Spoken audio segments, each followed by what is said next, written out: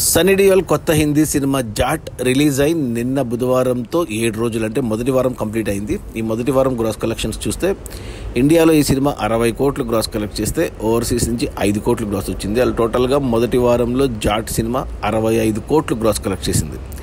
ఇక అందులో జిఎస్టీ తీసేస్తే నెట్ కలెక్షన్స్ వచ్చేసి 57 కోట్లు ఉంది.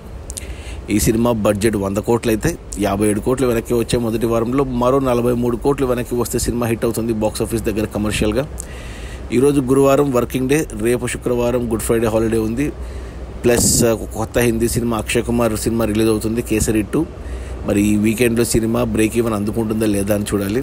సినిమా అయితే చాలా బాగుంది. నేను 2 సార్లు చూశాను.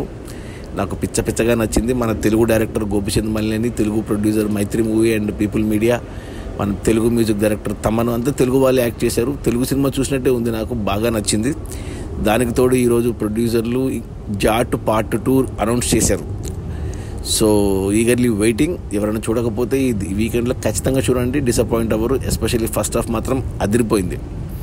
అది మన సన్నీ డియోల్ కొత్త హిందీ సినిమా జాట్ రిలీజ్ అయిన మొదటి వారంలో 65 కోట్ల గ్రాసు. అందులో నెట్ కలెక్షన్స్ వచ్చేసి 57 కోట్లు. సినిమా బడ్జెట్ 100 కోట్లు అయితే 57 కోట్లు వెనక్కి వచ్చే మొదటి వారంలో మరో 43 కోట్లు రావాలి. మరి వస్తాయా లేదా, సినిమా బ్రేక్ ఈవెన్ అవుతుందా, 100 కోట్లు నెట్ వస్తుందా లేదా అనేది చూడాలి. ఈ వీకెండ్ తర్వాత తెలిసిపోతుంది. Okay, bye.